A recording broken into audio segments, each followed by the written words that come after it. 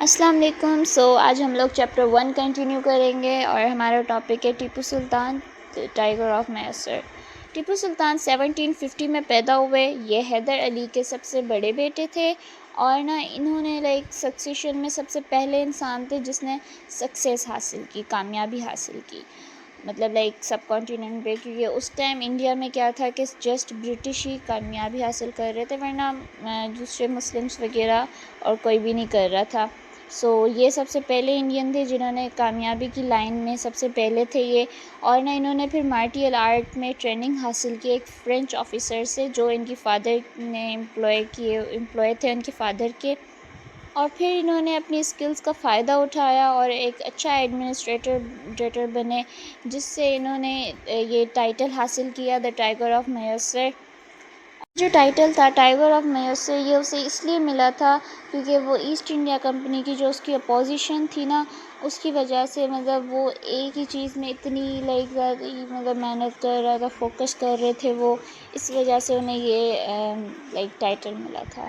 ٹیپو سلطان کے پاس ایک sharp mind تھا، ان کا دماغ بہت زیادہ چلتا تھا. وہ جو بھی کرتے تھے سوچ سمجھ کے کرتے تھے، اور وہ سب سے زیادہ اس چیز کے لیے جانے جاتے تھے کہ وہ لویل تھے ہندو فورسز کے ساتھ بھی. وہ مسلمان تھے خود، لیکن وہ ہندو فورسز کے ساتھ بھی بہت زیادہ لویل تھے. جو ہندو لوگ تھے، ہندو کمیونٹی تھی وہاں پر، ان کے ساتھ بھی وہ بہت زیادہ لویل تھے. اس لیے بھی انہیں زیادہ مانا جاتا ہے، انہیں جانا جاتا ہے. انہوں نے 1782 سے لے کر 1799 تک رول کیا، جو ان کا کنگڈم تھا میسر. اور انہوں نے برٹش کے ساتھ جو جنگیں لڑی انہوں نے ویسٹرن چیزوں کے تھرو لڑی، جیسے جو ویسٹرن اور ماڈرن آئیڈیاز برٹش یوز کر رہے تھے، یہ بھی وہی سیم چیزیں یوز کر رہے تھے، جیسے راکٹس وغیرہ. انہوں نے اس کے تھرو جنگیں لڑیں، جس کی وجہ سے وہ بہت زیادہ آگے تھے اور وہ فتح حاصل کر رہے تھے بار بار. انہوں نے الگ الگ طریقوں سے برٹش کے ساتھ جنگیں لڑیں اور ان میں جیت بھی حاصل کی، لیکن ان کی اینڈنگ یہ ہوئی کہ انہیں مار دیا گیا ایک جگہ پہ. 1799 میں ان کا اینڈ ہوا، اور انہیں مارنا اتنا آسان نہیں تھا، اس لیے انہیں شہید کرنا پاسبل ہوا. کہ جو میر صادق تھے ان کی آرمی کے کمانڈر، انہوں نے انہیں دھوکہ دے دیا برٹش کے ساتھ ایک ڈیل بنا کر، جس کی وجہ سے ٹیپو سلطان کو مار دیا گیا. ان کے مرنے کے بعد جو فرینچ اور برٹش تھے، انہوں نے خود کو انڈین جو سولجرز تھے، انڈین لوکل انڈینز لوگ تھے وہاں کے، انہیں اپنی آرمی میں انوالو کرنے کا سوچا. انہیں ٹریننگ دینا شروع کر دی تاکہ وہ اپنی آرمی بڑھا سکیں. اور ٹیپو سلطان کے جانے کے بعد ایک اور چیز ہوئی کہ جو کمپنیز تھی وہ پولیٹیکل چیزوں میں تو ویسے ہی لے رہی تھی، وہ پہلے ہی انوالو تھی، لیکن اب وہ انڈیا کے چھوٹے سے چھوٹے کنگڈمس میں بھی انوالو ہونا شروع کر دیا تھا ان لوگوں نے. ورنہ پہلے تو جسٹ پورے انڈیا پہ کر رہے تھے، بٹ اب ان کے ہر ایک کونے پر ہر جہاں پر بھی کوئی کنگڈم ہوتا تھا وہاں پر برٹش اور فرینچ انوالو ہوتے ہی ہوتے تھے. Our next topic is Lord Macaulay's Minute on Education. جو لارڈ میکولے تھے انہوں نے ایک منٹ لکھا. منٹ بیسیکلی ہم ایک آفیشیل نوٹ کو کہتے ہیں. انہوں نے ایجوکیشن پہ ایک آفیشیل نوٹ لکھا. اس نوٹ میں یہ لکھا گیا تھا کہ ایجوکیشن کو ویسٹرن اسٹائل کے اکارڈنگ کیا جائے، ویسٹرن اسٹائل ایجوکیشن کے اندر بھی اڈاپٹ کیا جائے.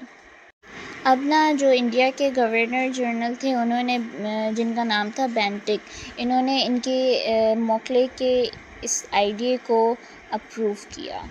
بائی دا وے، ان کا اس منٹ کو لکھنے کا مقصد یہ تھا وہ کیوں چاہتے تھے کہ ویسٹرن اسٹائل ہر ایک اسکول میں ہو.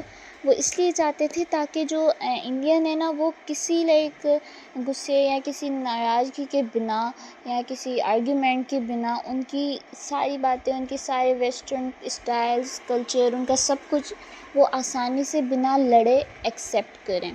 کیونکہ اب آپ خود سوچیں کہ اب جو بچے ہوں گے جن اسکول میں وہ پڑھ رہے ہیں، انڈین اسکول ہیں، وہ وہاں پر پڑھ رہے ہیں. اب وہاں پر لائک ویسٹرن اسٹائل ہو تو جو اسٹائل وہ دیکھ رہے ہیں تو سیدھی بات ہے وہ اس کو تو ایکسیپٹ کریں گے نا, وہ آگے چل کر کیوں لڑیں گے. اس لیے وہ چاہتے تھے کہ جب اسکولس میں یہ چیز ہونے لگ جائے گی, اسٹارٹنگ سے ہی سب کا مائنڈ سیٹ یہ ہوگا کہ انہیں ایکسیپٹ کرنا ہے, یہی اسٹائل ہے, وہ اپنے کلچر کی طرف جائیں گے ہی نہیں تو کوئی کیوں ہی غصہ کرے گا. وہ نا اس ویسٹرن اسٹائل سے اپنا لائک جو ریلیجن تھا ان کا کرسچینٹی, اس کو بھی نا اور زیادہ لائک پھیلانا چاہتے ہیں. وہ چاہتے تھے سب اس کو فالو کریں.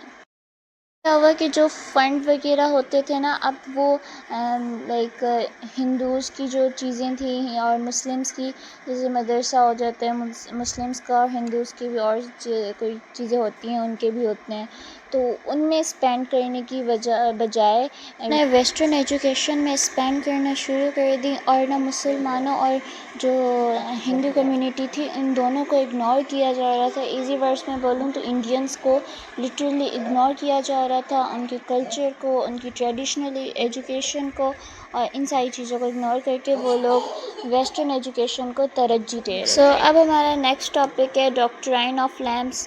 ڈاکٹرائن پالیسی کو کہتے ہیں, لیمپس ہم اینڈ کو کہتے ہیں. مطلب پالیسی آف اینڈ.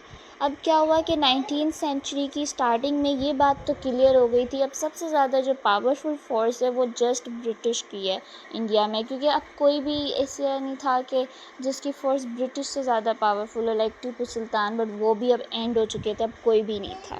تو اس ٹائم کے دوران برٹش نے ایک نیو میتھڈ انٹروڈیوس کروایا, ڈاکٹرائن آف لیمپس. اور اس میتھڈ میں یہ تھا کہ جو لائک نا کوئی رولر ہے اور لائک اس کی ڈیتھ ہو جاتی ہے اور ان کا کوئی نیچرل وارث نہیں ہے پیچھے, تو وہ لینڈ برٹش کی ہو جائے گی اور پھر اس لینڈ پر برٹش رول کریں گے. اور یہ پالیسی اس لیے کروائی گئی تھی تاکہ نا برٹش کا کنٹرول بڑھے. یہ پالیسی انٹروڈیوس کروائی تھی گورنر جنرل ڈیل ہاؤس نے, اور اس ٹائم نا یہ بات بہت زیادہ نارمل تھی, کیونکہ جو برٹش تھے وہ بہت ساری ایسی چیزیں کر رہے تھے, ناانصافیاں کر رہے تھے, اور لوگوں کو برداشت کرنی پڑ رہی تھی, کیونکہ اور کوئی فورس پاورفل تھی ہی نہیں, جسٹ برٹش ہی اتنے زیادہ پاورفل تھے کہ کوئی انہیں نہ بول ہی نہیں پا رہا تھا. اور پھر کیا ہوا کہ برٹش نے اس چیز کا مس یوز کیا. جو رولر آف آتھ تھے ان کی ڈیتھ کے بعد برٹش نے کیا کیا کہ نا ان پہ غلط الزامات لگا دیے کہ یہ ویک رولر تھے, یہ اچھے رولر نہیں تھے, بہت ساری عجیب چیزیں بولنے لگ گئے, اور ان کے جب کہ ریئل وارث موجود تھے لیکن پھر بھی یہ برٹش کے اندر آ گئی وہ land. I hope you love this video, and اب ملتے ہیں اگلی ویڈیو میں. سو اللہ حافظ.